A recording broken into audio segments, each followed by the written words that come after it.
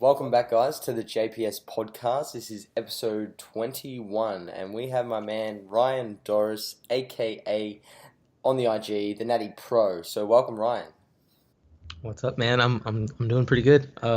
Episode 21. That's a lot of episodes, man. Good job. You got this thing rolling. So Yeah, slowly. It's yeah, taking good some job. time, but we're getting there, and I'm really excited for today's episode, guys, because Ryan is a quite accomplished bodybuilder and powerlifter, which is obviously what many of you would refer to as a power builder. So we're going to be talking a lot about power building today, and I wanted to pick Ryan's brain on some of the mindset qualities that athletes need to possess to excel in their sport, and some of the setbacks and the limitations we have, within our own psyche that can prevent us from achieving our goals. So for those of you who don't know Ryan, he's a pro bodybuilder in the ABA, the NANBF. He's a powerlifter, and he's a really emotionally intelligent athlete, pursuing this in his philosophical, wow, it's really early, philosophical approach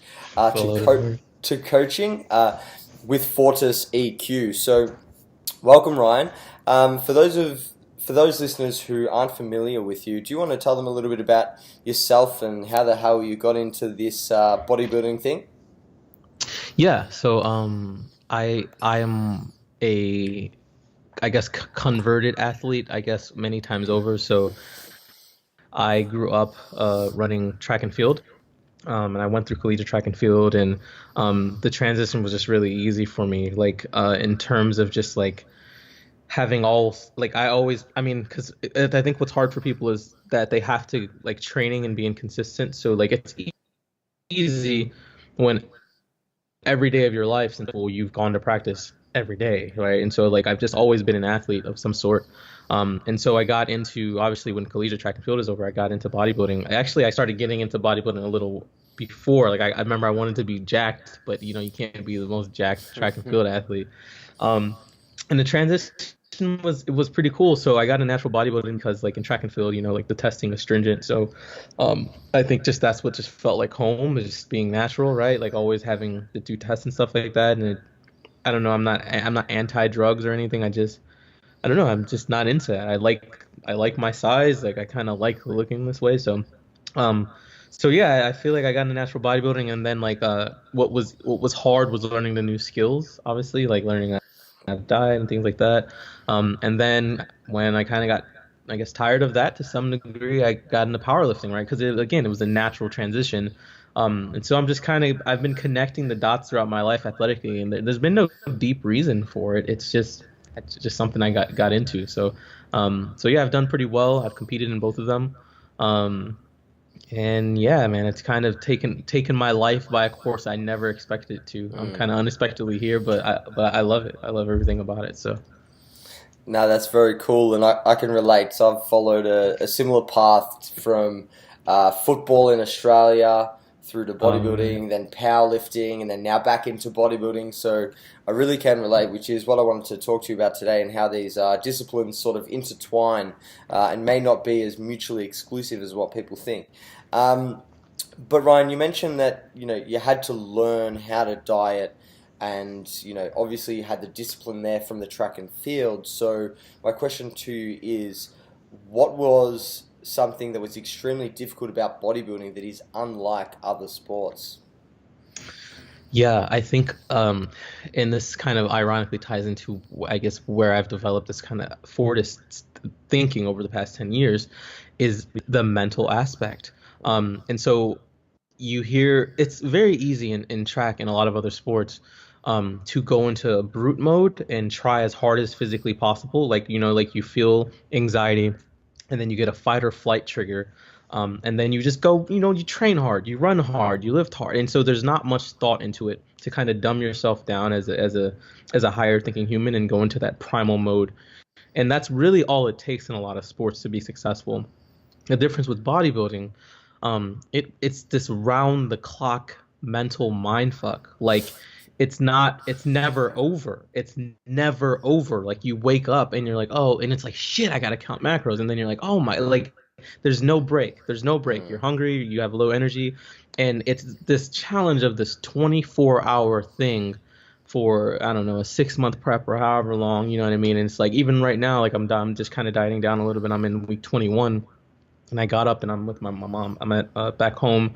I'm with my mom, and we were gonna do something, and I was like, "Oh shit, I'm in a deficit. I'm gonna be tired today." Like, I forget. So I think Mm. all the advice I got, what, like, dealing with it, that was the hardest part for me. Being low energy, being in a bad mood, being grumpy, being hungry, and all the advice I ever got was, you got to grind that shit out, or you got to, just got to deal with it, or you just got to be consistent. And it was all this very surface advice. Like, it was just not, it was like, oh, it's a tough mental game. And it's like, everyone just stayed here.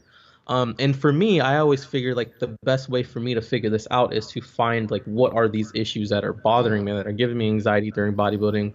Like, I've had preps where I've, like, isolated myself, sat on the couch because I didn't, and and, like, for me, I think everything for a human can be answered within some form of combination of psychology and philosophy. So I think for me, as long as I understood myself, I understood my behaviors, I can anticipate what was coming. I can anticipate what was going on. And with just knowing a base philosophy and psychology, I kind of became a better athlete mentally, dealing with the mental aspect. And so I think it's finally come to me, like, 10 years in, like, I should Mm. probably tell people some of these, because they've been very useful to me over my career. So as I'm turning 30 in less than a month, and I feel my career coming to a close, like, I feel like I have a long time, but, like, I feel my prime coming to a close, right? Maybe 5 more years, 6 more years. Mhm. And I just want to get it all out so I can move on peacefully when I'm done with it all. So I think having a nice platform where I've said everything that I wanted to say, I Mm. can help as much as I want to help, and I can just gracefully leave it. I think I think that's kind of what my path is right now, and kind of why I got into the mental aspect. And that was the most difficult part, because I feel, for me, I needed the most help there. So I'm essentially trying to create something for maybe someone who feels the same way I do, that the mental part is the most difficult part. For sure, you bring up so many relevant points to, I guess, today's discussion in regards to, how difficult bodybuilding can be, because it does follow us everywhere. There's no, we'll leave that on the track and then go do life. It's bodybuilding becomes your life, and that can be very difficult for a lot of people. So you spoke about, having a good psychological understanding of self. So obviously self-awareness has been really critical to your development. As well as, emotional intelligence and all these things. So how did you go about improving that area, or at least recognizing it? Because a lot of young athletes, I know 5 years ago when I got into bodybuilding, I wouldn't have even thought about what's my philosophy and my reasonings, why I'm doing this, what will make me, Right. nervous and things like that. Is it simply maturity, or how does somebody go about that? Yeah, so I think part of it is definitely a little bit maturity, in the household you were raised in too, right? So it's like, Mm. a lot of things are how self-reflective you are. So for me, it actually starts out, it's kind of personal, I guess, my perspective, right? So, like, I'm not a theist, right? I'm not a Christian, I'm not a Muslim, so, like, I don't talk to, like, a god or an Mm. external person.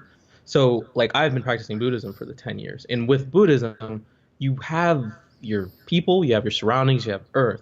So I think just that fundamental difference, Mm. that I don't talk to anyone, like, I don't, because most people, in their most basic, and there's nothing wrong with it, like, in their most basic way of thinking, they have a difficulty, and the first thing that our Mm. brain is programmed to do as Yeah. theists is give it to someone else, is ask for elsewhere, like, give me Mm. strength, give me help. I don't ever, like, I figure that shit out by myself, you know what I mean? So um I don't know, I just feel like the best way to think is just to keep going inward, right? And Mm. sometimes you go so deeply inward that you realize, like, you can become so objective, I think, with yourself, with enough introspection, that you will be disappointed with what's there, right? Because if you Mhm. think about, like, the idea of thinking. Like if you think about like the prison system, the most harsh punishment you can give a human being is isolation. Like no one wants to just be with themselves. It's like the worst thing you can do for a healthy social human being. So I think that's just the thing, right? In most basic philosophy, I somehow bred myself at an early age to not be afraid to look inward, right? Because it is punishing to look inward. It's punishing to see where you're weak. It's punishing to be like, shit, I suck, or I'm not good at that. And as a human being, it's so much easier to fight. Like I said, when you get that anxiety, we get fight or flight. Most people run from it, don't deal, or they fight outwardly. And I think I've had to find a new way just to stay calm, think. I write a lot. I write a lot. I just have to write a lot of things out. And see myself as so like I don't see myself as like me. Like even like right now I'm speaking on behalf of Ryan. I'm not even really, it sounds crazy, but like I'm not even really, like I don't identify so closely with myself, right? Because like I try to have this as a decision maker, and I know that I try to make the best decisions for this. I don't take it so personal. So I think that's the thing. People are so attached with themselves. When things get hard, they ask for advice, they pray, or they ask their mom, or they ask, like they reach out. And I think it's very hard for people to just be like, no, I'll figure this out and I'll see what it is. And sometimes to see what it is, as with most things, you have to take 20 steps backwards. Like sometimes you may not figure it out in one step. Sometimes you may have to go read 3 books on Freud, or you may have to read three Sartre books. Like you may have to, like it may take you a while to figure out. And like I said, for me, the thing that keeps me introspective is that I don't give it up. I don't give it to somebody. I don't give it to a spouse. I don't give it to a God. Like I keep it inward, which can be detrimental if you're not careful with it.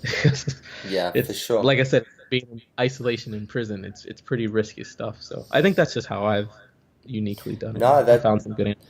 That's awesome, man. I think a lot of people need to do that because it's so common the case that bodybuilders are really, really bad at doing this. For the most part, anyway. That's obviously a generalization, but typically bodybuilders will attach so much of their identity to bodybuilding that it can become an issue. So, how does somebody break away from identifying themselves with a bodybuilder? Because this is often a common issue in the sport itself, is the whole beast mode on and off. So what is your advice for somebody who in their biggest pitfalls would be that they attach themselves to bodybuilding? How do they disassociate from the sport? So I would say the first thing to do is start not in bodybuilding, right? So it's like, me through the sport. The world knows me who knows me through bodybuilding. Like if you were my personal friend in my life, like the things I talk about with personally, it's all this deep with me. It's all, I go to that level with everything in my life. So I think the thing to start off first with is just step back from just the sport and just go to you. Like don't fuck the sport. Like just go to yourself. And I think the second thing you have to do is literally like fire yourself, right? Like when I mean, like I remember I did this. It was like 2009. How old was I? I had to be like 20 or 21 then, or something like that. And I remember the day I was like sitting, I was doing something, and then like I had to go to class, and I was in the library. I was at school in the library, like, and I had to just walk upstairs and go to class, and I didn't want to go.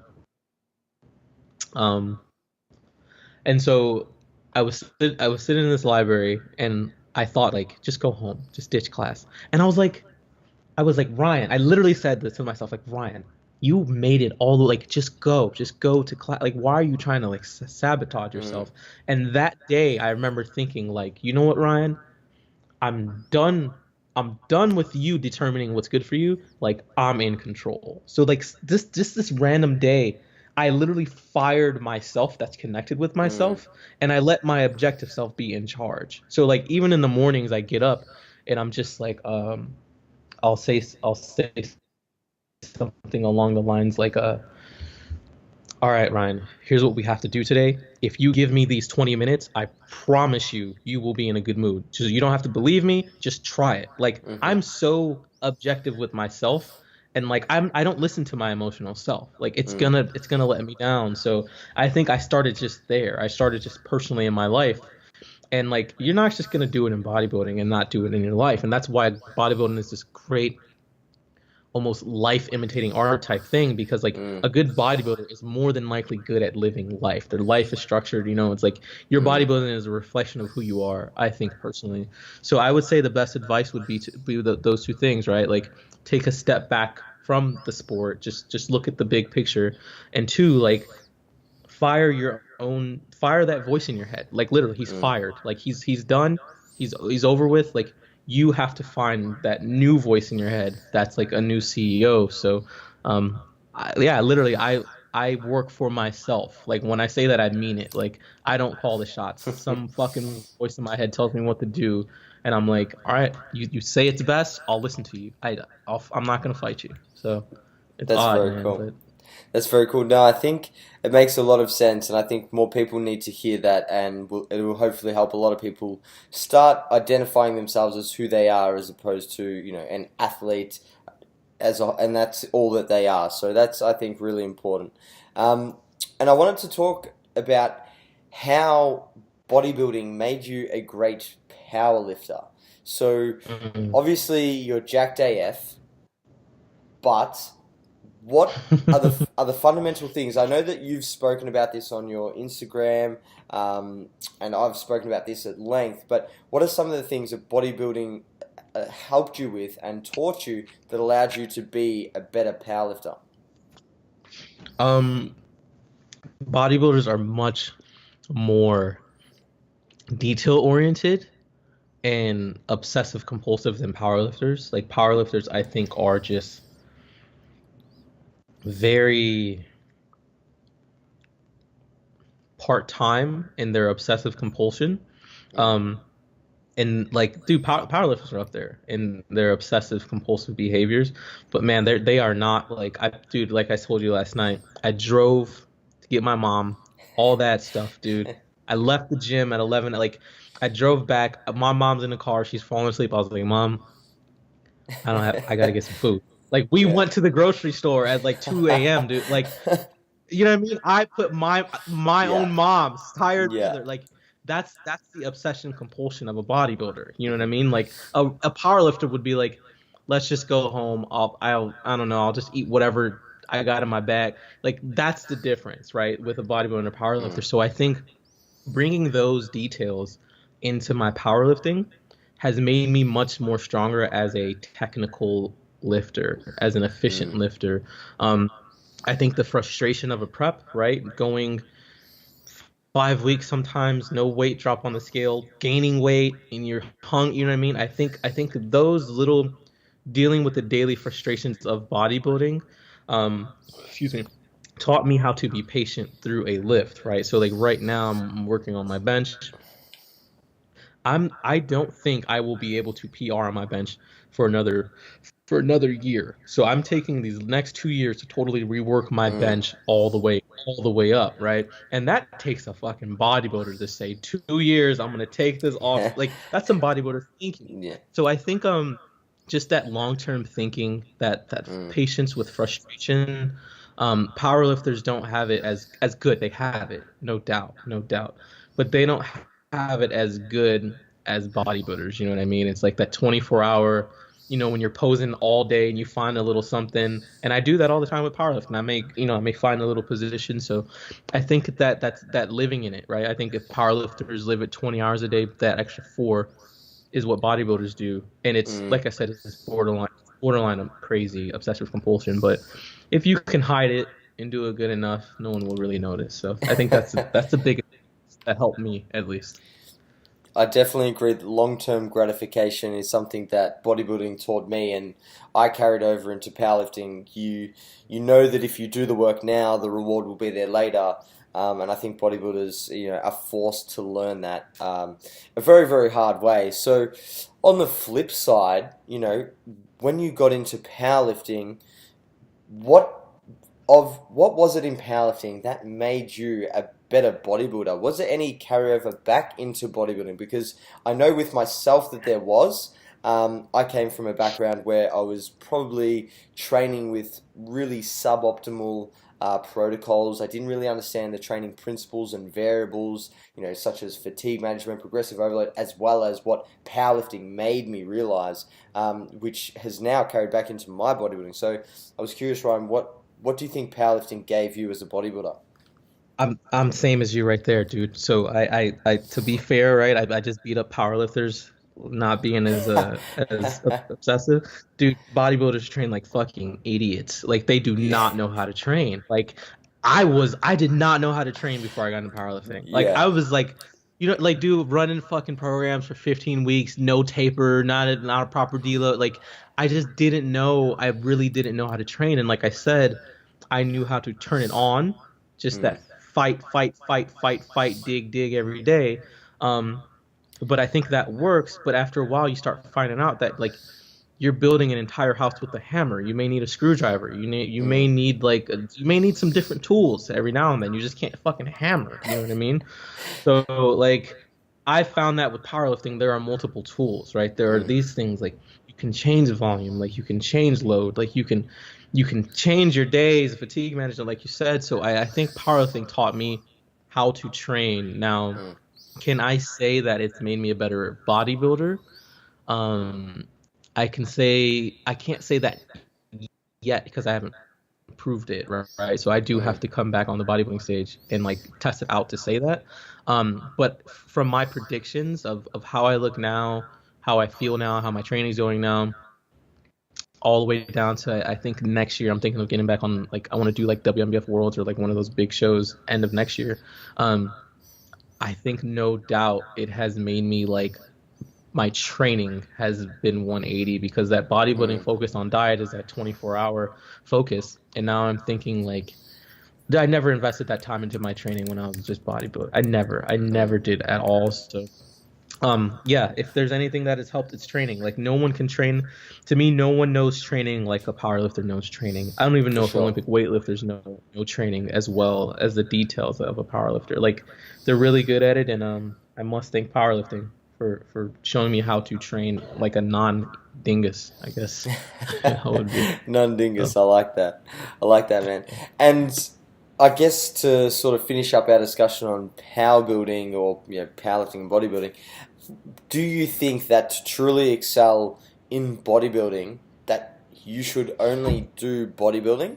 Because obviously we know that mastery requires, many years in a certain discipline, and typically, like for most other sports, you do have to perform that one sport. If you're going from one to another, you sort of, obviously you're not training specifically for long periods of time towards a certain goal. So do you think that they are mutually exclusive, and if you want to be the best bodybuilder, that you should do only bodybuilding, and if you want to be the best powerlifter, you should pursue only powerlifting? Or do you think that they can benefit each other in the ways that we spoke about before?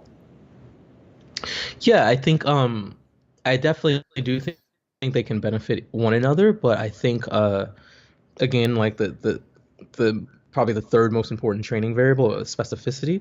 It depends on you, right? So for me, um with my I have a short torso, like I have good powerlifting segments. So it it for me to go squat like over 250 kilos during a contest prep, that's no big deal for me because I'm not going to get injured doing that. Mm. But if you're the type of guy like let's say like a Paul Ravella, right? He's got a longer torso, he's a lot longer. As he's losing weight, I don't know how beneficial powerlifting will be to him because like we have to now include variables of injury and like how many cycles you have, right? So like like doing like moving my elbow, I don't know, I was born with let's say 10 million cycles of this, right? Genetically you may have 2 million, right? So why waste them on bench versus your longevity? So I think it's a matter of yes, but put in as much as you can take. So for me, Mm. I legit am like right now 50-50. Like in Mm. my physique does pretty well on it. But I think at least if you're like kind of like a taller, maybe like ectomorph type person who really like breaks easily, right? Just because of your joints can't handle the powerlifting stuff, right? Yeah. Just because your segments are so long, then I think maybe you should do some 10% stuff, right? Maybe you should Mm. undulate every 14 week. I'm sorry, every 14 days, right? Just do you maybe squat once a week.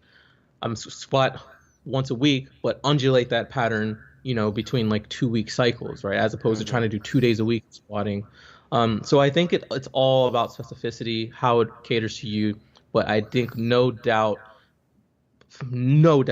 powerlifters can benefit from bodybuilding training because it's like to me, like I'd always wondered, like they would be like, I want to get stronger, and I would be like, well, more muscle would make you stronger. Like just that Mm. always would blow my mind about Mm. powerlifters. But like, and yeah, no doubt they can benefit from one another, but know yourself and know how much you can take of either side. And two, like your life investment, like how much time do you have? Like, dude, Mm. my life is fitness. So like I was in the gym 5 hours the other day. Like I can make content, I can make video. Like I make money being there 5 hours. Like you Yeah. may not have that. You may only have an hour. So it does cost a lot of time to be a power builder combo. So yeah, Dan, just specificity. That's all it comes down to for me.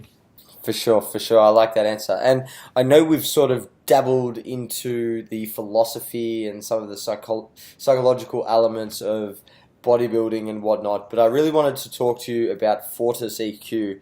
I'm super into the psychology and what happens between here. So I've been following along your journey for quite some time now. So can you explain to the listeners what Fortis EQ is, what it means, and what you hope to achieve with that? Yeah, so Fortis is like, so I guess definition wise, Fortis EQ, Fortis is it's Latin word for like strong or strength. And I was watching a video on this computer from like 2014, and I said something about Fortis, and I was like, wow, that's kind of that word has been on my mind Strong. for a long time. Yeah, I just like it. I really like something about it. Like I even have a tattoo when my grandma died. I have it right here. It's like a queen piece. You ever play chess? Yes, Yeah, once or so you know the twice. queen piece. All right, so you know enough that you know the Yeah, queen piece is the most powerful piece on the board, and so I correct. got that for her with the word Fortis on it, and just like through my life, I've just always had strong women in my life, whether it be girlfriends, whether it be my mom, my grandma, like I was raised by like strong women, right? So I've always liked the idea of being mentally strong, like mental fortitude, strength.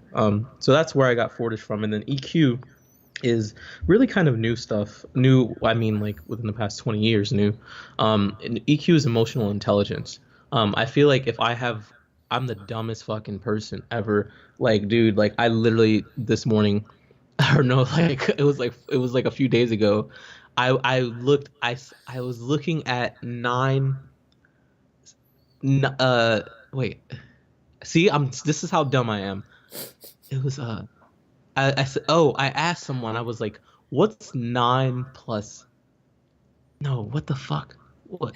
Oh, it was like, what's 7? I think it was that. Wait, so I swear I'll get this, dude. See, this is a perfect that I'm showing you this example right now. 7, 3, 5, 8, 9. Yes. Yeah, I was like, what's 7 plus 8? What's 7 plus 9? And like for some reason, like it just didn't make sense to me that it was 16. Like it just something felt off about the numbers, and I think it was the fact that it's two odd numbers, Yeah. and then they made it like dude, my IQ is the lowest fucking IQ of any human being you will ever meet. Like I am so mathematically declined. Like dude, I don't even know how to read a clock. I'm not joking. Like I don't know the months. Like I have to do math on my fingers. But for some reason, dude, I have the world's most, like, dude, we want to talk about emotional intelligence. Like I have street smarts. I'm quick on my feet. Like I can think. Like I'm a good speaker. Like I'm a good writer. I'm a great speller. Like, but for some reason my IQ is lacking, right? So I was like, all right, I feel like I've gotten ahead in my athletic career by being kind of a dumb athlete. I made a video about that. But my emotion, but dude, I've noticed that the emotional intelligence in athletics is what is most important. Your decision making, you dealing with your internal, like, how do you come back when you're down on the clock, right? Like, dude, it's all emotional management. And so emotional intelligence, the whole, I guess the whole like field of study of it, it's new. And it's just new in the world of psychology, right? It's not like some 1800 shit. Dude, and it just intrigued me. It just intrigued me so much because it spoke to me about who I am and how I've gotten along in the world, like my one skill, right? If I had to be one of these like math, engineering, science kids, fuck me, dude, I'd be working at a KFC somewhere. Like there's no way. So yeah, that's gotten me along, and I feel like that's where I kind of got the name from, because I feel like just having a strong emotional intelligence and strength, gym lifting, and all that. So, where the idea came from, it was random. Honestly, it was when I was leaving De Novo and I was with Brandon Wells, who's my good friend, and he's a photographer and he's kind of known, and he was like, I was like, man. I didn't know what I was gonna do, right? I was like, I should just go start like a YouTube channel and just start making stuff. And Brandon literally, he was in my room on my bed. And he was like, why don't you just do that? And like in my head, I always thought that like, De Novo like it's still in business, it's still doing great. Like it's still like it made money. I had employees. Like it was like 12 people on the team. Like it was a big thing. Like between vendors and people, it was like a lot of people to manage and athletes. Like I always thought coming out of my MBA, out of grad school, that I needed to do something like grandiose. And I think at that moment, I just saw the value of like, what if I just did just me? What if I just did my own small project, something that emotionally means a lot to me, something that's closer to me. And that's kind of how Fortis was born. So I just thought about it for months and months, and I wrote for months and months and months. And I think I wrote 200 topics to talk about before I started it. Like I just wrote every day, like multiple times a day, just different topics. Like I would just think about it, then I would go read stuff on it. And there's like this period after De Novo where I was just like, I felt like it was just coming out of me, like years of shit that I suppressed because I didn't think it was good enough. Then I realized, like, man, this being dumb thing really works, because I have the ability to read. I've been reading like a lot of Albert Camus lately, and it's basically just existentialism philosophy. And like I have the ability to read that, understand that. I can read Nietzsche, I can read it and understand it. Then I can turn to you and be like, basically, and talk to you in dumb language. And I think that is my success. Like I bridge the gap between like really highbrow psychology, philosophy, and I'm still dumb, right? So I still have to process it like, oh, basically he's just saying, like, I still have to dumb it down. And so I think in my communication of the message, I dumb it down. I kind of see myself now as like to that stuff as like a Neil deGrasse Tyson of science or a Bill Nye the Science Guy, right? Like they know highbrow physics, but like they're nice enough to just stop being a smart guy for 2 seconds and just tell the people straight, right? Like, you guys just did that thing with 3D, and it's like people love Helms because he gets it, science, but like he'll just tell you straight. He's not going to try to big word you. He's not going to like leave that shit to those. Like I have those conversations in my life, those convoluted conversations, but if I'm talking to tens of thousands of people, I'm going to put it in 4 to 5 minutes, and I'm going to tell you a super deep philosophy, like so deep, right? So like that's my whole thing, man. So it's enjoyable because like I can go still read Kierkegaard, and I can go read books, literally just read books and read shit I like, and boil it down to its most fundamental, see how that has affected me in some way in my life and fitness, and give it in Fortis content. And it's just been like the best ride ever. Like, bro, I read books, I do my client check-ins. Half of my clients, they just fucking talk about life. It's great. It's so great. Like we have great relationships, and they ask me for advice on stuff, and I'll say what I think, and then sometimes I'll be like, I'm not a fucking psychologist. You need to go see somebody. You know what I mean? So there's that fine line. Yeah. But yeah, it's kind of nice, man. I think I just want to unload as much as I can when it comes to philosophy and psychology dealing with athletics, because we do have sports psychology, Like no one fucking reads that complicated shit. It's too complicated, right? Like people Yeah. need it dumbed down, and I don't have pride. I don't have too much pride to do that. So that's kind of that's Fortis, That's man. It's awesome. kind of fun. Yeah, I've Yeah. been following along, man. And guys, if you haven't seen Ryan's videos and what we're referring to, make sure you check out his YouTube channel. He's got some great videos on there discussing, I'm sure, many of the philosophies that he believes are really important in bodybuilding or sport in general. And in one of those videos, Ryan, you said that your mind is your friend. And, you spoke about earlier how being alone and isolation is, what we fear the most. But if we can understand our mind and we know what makes us tick, it can be our friend. So I guess my question is, how do we get it together? How do we, make our mind our friend? So I think so. Like I think our mind is a lot like, and I need a better example. So this is an example that I always use. So I think our mind is like it has all the possibilities. So if you think about an orbit, like our sun, I'm sorry, our planet around the sun, an orbit is pretty static. You can predict where it's going to be at one point in time. But as you go into the more micro world, the more metaphysical world, you see that when, like, for instance, like let's say like what do they call when when something bonds, like in a basically in a chemical bond, you'll see that the electron doesn't have an orbit. It has what's called an orbital, right? So basically it could be anywhere from here to here to here. It's a probability that it will be somewhere. It's the same idea. Like when you start going into like the metaphysical world, it's like this thing called like Schrodinger's cat, right? And it's this huge complex thing. You can look it up on Google, but it's basically this thing. It's like it's a cat in the box. It could be dead or alive. If you look in, you kill the cat. If you don't look in, is the cat dead or alive?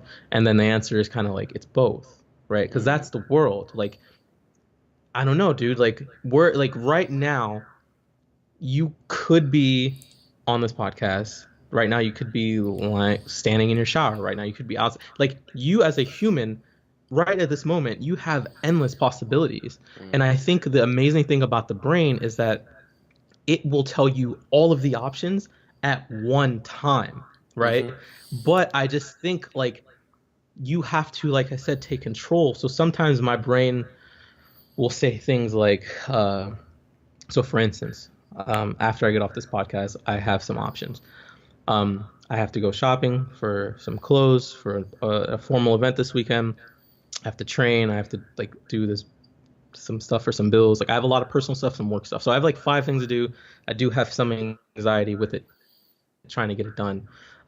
So my brain basically, in my head, it came out of nowhere. It said, don't go to the party. And then it also said, don't lift. And then it also said, excuse me. It also said, go lift. And it said, this is too much. Fuck those macros. Just eat as much as you want. And then it said a million things, right? Yeah. So like I said, I have to fire myself, and I have to realize that like my brain has the power to give me every option. I just have to say, why don't you just shut the fuck up for once, brain? I'm gonna pick the one I want. Like, just shut up. Like, shut up, dude. I'm done. I'm sick of you. Like, I'm so tired of you. Like, and I literally pick the option that seems like the best option. Like, and so it's like, it's almost a good and bad thing, right? Because it's like, your brain will give you all of the best options and all of the worst options. But it's up to you. You have to be the captain, as they say in the poem Invictus. I'm the captain. I'm the master. Like I'm the shit. I fucking forgot the poem. I'm the captain of my ship. I'm the master of my soul.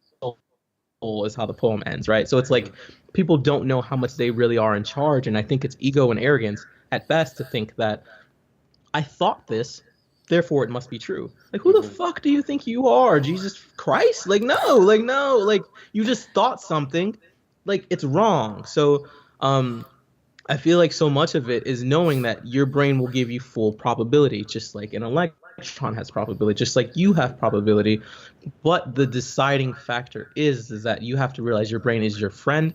Your brain is simply saying these are the options that can go bad, these are the options that can go good. It's up to you to pick it. Like your brain gives you good choices. Like you just have to try hard to pick the right ones. Like you literally have to try, right? Like there's no coincidence that things pop up in your head without you trying. Like it's like two things going on up here, bro. It's Mm. like this thing is doing some auto shit, and then you have to consciously choose. So, um, that's like really for me, like that's really the big thing is just saying my brain would never self-sabotage me. Like I I will choose the right thing. And I think people are so humans, we're so risk averse and we're so prone to staying away from fear that we dwell on the negative option and we go down the negative option rabbit hole until Mm. you drive yourself mad. But I literally think bad things and I no lie, dude, I tell myself why don't you shut up for once, dude? Like I'm sick of you. Like stop talking. We're doing this. You can think what you want. We're Mm. doing this. Like I literally just take control. And sounds I know I make it sound simple, but it actually is that simple. Just tell yourself shut the fuck up. Like it'll work. It works. I'm sure the more you repeat that to yourself, the easier it is to become objective, man.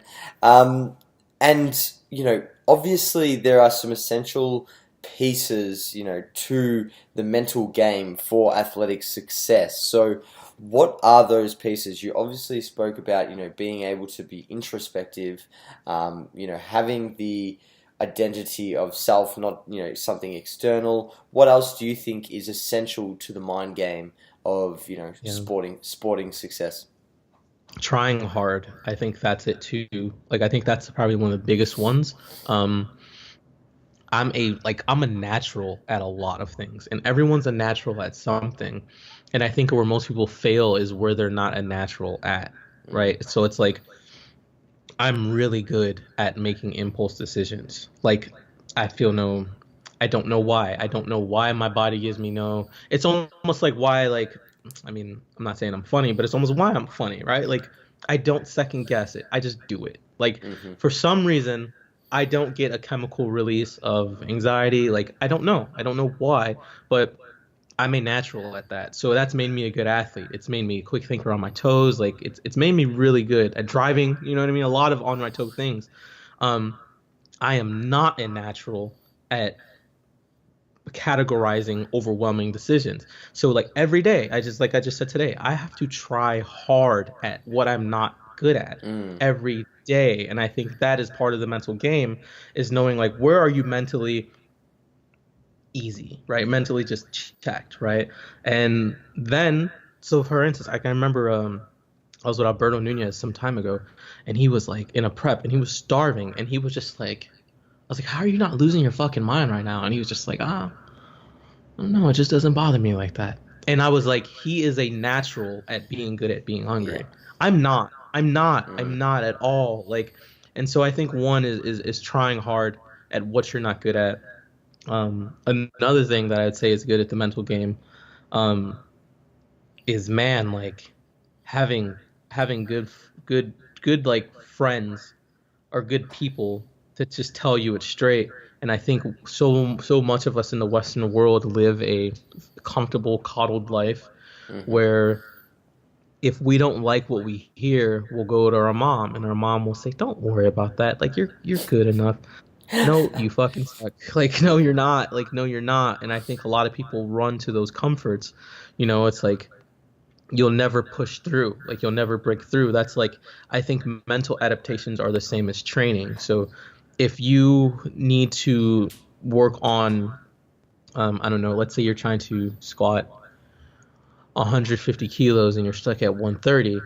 Well, if every time you get to 120 or 130, you back off, you're never going to force the adaptation, right? And in the same physical forcing adaptation is the same thing for a mental habit. Like habits need to be Mm. forced. Like you need to override the system. You can't have somebody say, "Oh, it's okay," or "Oh, okay, honey," right? And so I think that's like honestly one of my biggest downfalls in life with like dating. It's like when I'm like frustrated or something, and like girls are so good at just like touching me and being like, "It's okay, just calm down." And I'm like, "No, like you're gonna make me lose. Like I need to get through this. Like don't fucking touch me." You know what I'm saying? So it's like, dude, but dude, I've broken through those barriers, right? Because it's like I forgot what I was doing. One time I was like trying to like fix a vent on my like something, and then this girl was like, she was like, uh She's like, do you need help? And I was like, no, I don't need any help. Like, I needed so much help. Right? But dude, sure as shit, I did it by myself. Like, this probably will kill me, but it will probably also give me the most life. Like, just, like, again, it's just trying hard. I just had to try harder. And I think people just don't try hard. Like, I think it's very simple. So I think that breaking through mental adaptations in a good book for this, for your listeners, better than I can ever say it, is Charles Duhigg, The Power of Habit. Like, that's probably one of the best books I've ever read on really pushing through. Yeah, like, it's really, really, really good. So I think he covers it better than you and I can ever say. But there is an importance, and he does talk about it towards the end of his book after he talks about all the case studies. He talks about how he had this habit of going to get a cookie every day and like learn. And he said he lived cookie. He would force the habit to be changed. He would either say, I'm going to divert this. I'm going to stand up. I'm going to go talk to a coworker. And then by the time he came back after 10 minutes, you forgot about the cookie, right? So, but he literally had to like physically force that mental adaptation. So I think again, I guess that kind of ties back into going out to people, like going to, instead of asking, oh, please, Lord, give me strength, or please, Mom, tell me how to give me advice. Like, just fucking shut up. Just try it. Just try the shit out. Like, even in the Bible, I think that Jesus says something like meet me halfway and I'll meet you halfway. Like, you still gotta try. Like, you gotta try. Like, you have to try. You know what I mean? So, I think it's pretty simple. People just don't try enough because it feels uncomfortable when you're frustrated. It feels uncomfortable when you're mad, and people use their emotions as this like excuse. People are like, oh well, I don't know, I was really upset. Like, and so I don't give a fuck. Like, I don't care. Like, I don't care. Like, so I think it's that, getting through your emotions, living in them. It's okay to be mad. Just be mad. Like, just be hot for like 5 minutes. You've never heard of someone being like feverishly mad for more than 4 minutes. If his anger does not last that long, like, it runs out after a while. So I would say those are probably two important ones, man. Just trying and not letting people baby you. So I really like those, man. And my final question to you is, Ryan, because I could literally talk about this stuff all day, and I could probably listen to you all day as well. What's next for you, man? So obviously you've got Fortis on the go. You're competing next year, as am I actually, and I'm coming to the States to compete. So fingers crossed we get to catch up, man. But what's next for you? What do you where want? Where are you competing? Where are you going, by the way? I'm going to try get into WMBF Natural Olympia. Nice, dude. Nice. Yeah, so fingers crossed. There's a lot of obstacles between now and then, but I'm going to try hard. I'm going to make sure that I don't let people baby me. So, so what's next for you, bro? Nothing, man. Like, everyone keeps asking me this, and I feel like most of my life I've always had this plan and worked hard through it and tried hard to get to this destination.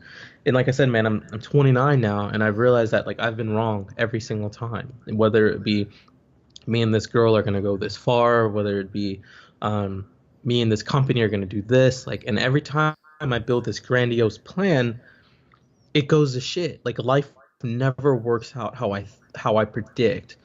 And so I think one thing I've done in the past year is that I've let go of even trying to predict what's going to happen. Like, I know this. Every day I get up, I try to be the best I can to my family, my mom, my friends. I try to be the best friend I can be. Legitimately, even though I'm doing this podcast, I listened the whole time. Like, I'm just living, man. Like, I'm living. I really love my life. And I feel like if I am good to people, if I follow my true interests and I keep digging deeper and I just work hard as shit, life will tell me what it wants for me. Like, I'm not even going to try to figure. I'm just done even trying to predict it. So that's I hate that I have no answer, right? Because everyone says, oh, we got this coming out soon. Like, not like, only thing I think I have coming out soon are like some shirts or something. I don't know, like, nothing. Like, I really don't have anything pipeline, and I don't think I want anything that big anymore. I think I just want to continually be myself, continually spend good time with people who are into the Fortis philosophy. And I think the cool thing about Fortis is that like it connects me to like-minded thinkers. Like, I don't know, man. I make decent money. I love my clients, and um, I don't know, man. It's like that saying, like, don't chase it, let it come to you. So it will come as it comes to me. So yeah, kind For of sure, man. non egotistical answer, but it's the truth. That's all I got. So The truth is all you can do, man, and I wish you all the best. Ryan, thank you so much for coming on the podcast today. I really enjoyed our discussion. I really love your philosophy and take on bodybuilding, powerlifting, and sport in general. Thanks for all the free content you put out. I think it's pretty amazing. Guys, make sure you go and like and subscribe to all of Ryan's social media. You'll get a lot out of it, and we'll speak to you all next time. Thank you, Ryan.